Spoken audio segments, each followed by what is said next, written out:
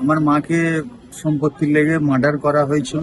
Gulshan Mallick MLA, শাসক দলের MLA, তৃণমূলের আরো সব সিভিল ভলেন্টিয়ার আছে, এইসব ব্যাপারটাকে ধামাচাপা দিয়ে দিয়েছিল। বলছে যে মায়ের কেসটা বাদ দিয়ে দিলে এখন কি করতে হবে, বলো? আপনার জায়গা জমিন গুলো পাইয়ে দিচ্ছি আর এখন আপনাকে বাড়িতে ঢুকতে দিচ্ছি। সম্পত্তিটা তো আমার বাবা মায়ের, তো আমি তো সম্পত্তি আমি ছেলে হিসেবে তো এমনিতেই পাবো, আপনার ধারে পাইয়ে দিতে হবে কেন? আর মায়ের কেসটা কেন বাদ দিতে হবে? কল্যাণ ব্যানার্জি উনি মানে ওদের হয়ে কেসটাকে হ্যান্ডেল করছে আর কি। উনি আসতে দিয়েছে যে ঠিক আছে, তদন্ত করে সঠিক বিচারটাই তুমি পাবে।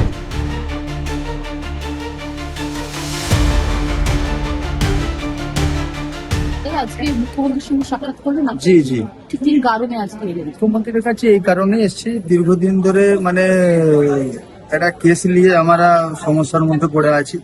আমার মাকে সম্পত্তির লেগে মার্ডার করা হয়েছিল, তো সেই ব্যাপারটা নিয়ে মানে অনেক মানুষ ওখানকার এমএলএ, শাসক দলের এমএলএ, তৃণমূলের এবং আরো সব সিভিল ভলেন্টিয়ার আছে, এইসব ব্যাপারটাকে ধামাচাপা দিয়ে দিয়েছিল। তো সেই ব্যাপারটা নিয়ে আমি অভিযোগ জানাতে এসেছিলাম। কোন এমএলএ? আপনার এলাকা কোথায়? পশ্চিম পাঁচলা, বাগানীপাড়া, পাঁচলা থানা, গুলশান মল্লিক এমএলএ। আচ্ছা, হ্যাঁ, তো এই ব্যাপারটা নিয়ে ধামাচাপা দিয়ে দিয়েছিল ওরা। তো আমি জানতে পারি মানে ওই যে পার্শ্ববর্তী ডোমকে নিয়ে যে বাড়ির মধ্যে বরফ দিয়েছিল, বরফটা দেওয়া হয়েছিল। এবারে আরো যারা চান টান করিয়েছিল তাদের ঘরে জিজ্ঞেস পড়া করতে বললো না এটা প্রকৃত, এটা মার্ডার হয়েছে। কিন্তু ওই জিনিসটা নর্মালে মৃত্যু হয়নি, মানে বিমারের ভুগেও মরা হয়নি, স্টকেও মরেনি, মানে এটাকে একটা মার্ডার করা হয়েছে, সেইটা ওরা ধামাচাপা দেওয়ার চেষ্টা করেছিল। সেই ব্যাপারটা আমি মানে তুলে ধরে হাইকোর্ট মানে করেছি। এখন মুখ্যমন্ত্রীর কাছে এসেছি অভিযোগ নিয়ে, অভিযোগ জমাও হলো, উনি আসতে দিয়েছে যে ঠিক আছে, তদন্ত করে সঠিক বিচারটাই তুমি পাবে। কল্যাণ বন্দ্যোপাধ্যায়ের অভিযোগের বিরুদ্ধে? না না, কল্যাণ ব্যানার্জি উনি মানে ওদের হয়ে কেসটাকে হ্যান্ডেল করছে আর কি। হ্যাঁ, পুলিশের হয়ে, যে আমি পুলিশের রিট ফাইল করেছি না, রিট ফাইল করেছি, পুলিশের হয়ে উনি কেসটাকে হ্যান্ডেল করছে। আচ্ছা এই ব্যাপার। দিদি, এই ঘটনা কখন ঘটেছিল? কত সালে? 24 সাল। 26 সালে 19 মে। 2024। তারপর থেকে কোনো সহায়তা পাননি প্রশাসন বা? না না, প্রশাসন মোটেই কাজ করছে না।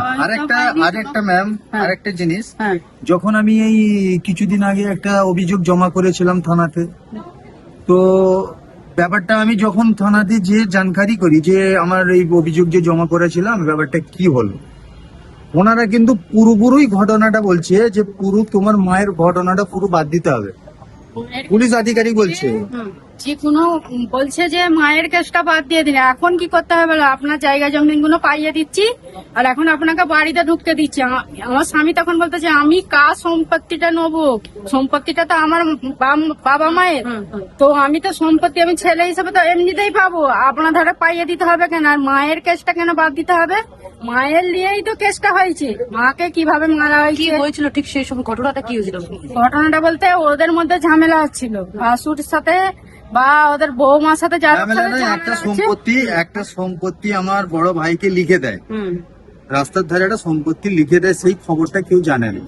তো তারপরে যখন জানকারি হয়েছে, এবার আরো ভাইদের হিংসা হয়েছে, তারাও প্রতিবাদ করেছে হয়তো, সেই ব্যাপারে নিয়ে ইস্যু হয়ে আমরা তো কর্মদপ্তরের বাইরে থাকতাম বোম্বাই, ওই ব্যাপারে নিয়ে সম্পত্তি নিয়ে মার্ডার করেছে ওরা।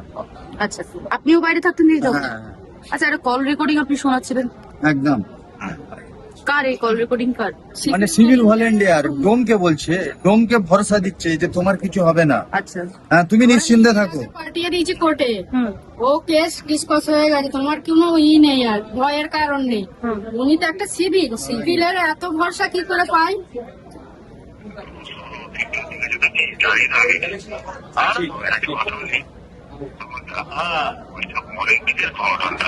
অনেক দিনের ঘটনা, আমি তো এখন দেখছি মনে করতে করতে।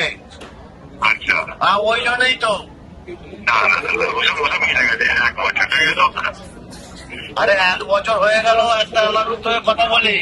এখন যদি বলে খবর থেকে ওই হাত দিন বলে ফরেন্সিক যাবে, তখন কি করতে হবে? আমাকেই তো করতে হবে। ঠিক আছে, মোটামুটি বাবা আমাকে ফাঁসাইনি, ঠিক আছে? তাহলে এই তো এখন তো বিদেশে তো ছয় গেছে, বলতো আমি তোকে পাঠিয়েছি, তুই ভিডিওটা দেখ। আমি জানি, ভিডিও জানি। আচ্ছা দাদা, এখন কি চাইছেন? মুখ্যমন্ত্রীর সঙ্গে কথা বলে এখন কি চাইছেন? মুখ্যমন্ত্রী আস্থা দিয়েছে, ভরসা দিয়েছে যে তোমার ন্যায্য বিচার তুমি পাবে। কেন পাবে না? এত লোক বিচার পেচ্ছে, তুমি বা কেন পাবে না? তোমাকেই বা কোটে কোটে মানে দ্বারস্থ কেন হতে হবে? তোমার মাইলা থানায় কেনই বা কাজ করবে না? থানা কেন কাজ করবে না? থানাই বা কেন বলবে যে এই কেসটাকে বাদ দাও, ওই কেসটাকে বাদ দাও? তারা কি পুরো গুলশান মল্লিকের হয়ে কাজ এখনো চলছে, গুলশান মল্লিকেরই শাসকই চলছে এখন। আর কি বলবো? কি নাম দাদা, কোথা থেকে এসেছেন? আমার নাম হচ্ছে জব্বার মল্লিক, পশ্চিম পান্ডলা, বাগানীপাড়া। আপনার দিকে নাম? আমার নাম হালিমা বেগম অথচ পালিত। আমি এসেছি হাওড়া পাঁচলা থেকে। অথচ কিন্তু এই যে মার্ডার কেসটা, আমি কিন্তু বলছি না মার্ডার হয়েছে, আমার ভাইয়েরাই বলছে মার্ডার হয়েছে, আমার বোনেরা বলছে মার্ডার হয়েছে। সেই মার্ডারের ব্যাপারটা নিয়ে আমার ভাইয়েরা গুলশান মল্লিকের কাছে গেছিল। গুলশান মল্লিক কি বলেছে তার ভিডিও মানে অডিও সমেত আছে আমার কাছে। গুলশান মল্লিক সুপারি এলারকে দিচ্ছে যে ওকে রাস্তা থেকে মানে আমার ভাইদের ঘরে বলছে যে ও অন্যায়ের প্রতিবাদ করছে, হাইকোর্টে গেছে, ওকে রাস্তা থেকে সরিয়ে দাও। আপনাদের সুপারি কিলার দিচ্ছে। হ্যাঁ, আমাকে রাস্তা থেকে সরিয়ে দাও। এমনকি আমার ফটো সমেত ফেসবুকে ডালা হয়েছে। আচ্ছা, হ্যাঁ, তার ছবি আছে আমাকে যদি বলেন মানে দেখিয়ে দিচ্ছি। বেশ। তার ছবি সমেত মানে দিয়েছে, আমার ফেসবুকে ঢেলেছে শব্দ মানে দিয়ে দিতে পারলে। একটা জনপ্রতিনিধি জনতার ভোটে জিতেছে, এমএলএ বেনেছে, তো উনি আবার একটা সাধারণ মানুষকে বলবে কিলার দেবে যে ওকে রাস্তা থেকে মানে এই নামিয়ে দাও, বিষয়টা নিয়ে ন্যায়টাকে দর্শক তুলে, হ্যাঁ, আতঙ্কে রয়েছেন। হ্যাঁ, ন্যায়টাকে তুলে আমাদের উপর একবার হামলাও করিয়েছে উনি। আচ্ছা আচ্ছা, বাড়ি ছাড়া আমরা অন্য জায়গায় থাকি, আমাদের বাড়ি মানে বাড়িতেও থাকতে পারছি না, কোনো ওই এলাকায় যেতে পারছি না, মানে এমন করে রেখেছি। একবারে পাঁচলার যিনি বিধায়ক গুলশান মল্লিক, তার বিরুদ্ধে বিস্ফোরক অভিযোগ তুলছেন। মায়ের মৃত্যুর কারণ যাতে ধামাচাপা দেওয়া হয়, পুলিশের বিরুদ্ধেও অভিযোগ তুলছেন। দুই দম্পতি এসেছেন পাঁচলা থেকে এবং মুখ্যমন্ত্রীর সঙ্গে তারা সাক্ষাৎ করলেন। সাক্ষাৎ করে আশ্বস্ত হয়েছেন এমনটাই জানালেন তারা। ক্যামেরায় শুভদীপের সঙ্গে শোভনা রিপোর্ট, বাংলা হাট, সল্টলেক। আরো ভালো ভালো খবর দেখতে সাবস্ক্রাইব করুন বাংলা হান্টের ইউটিউব চ্যানেল। বাংলা হান্টের আরো খবর দেখতে নজর রাখুন। বাংলা খবর মানেই বাংলা হান্ট।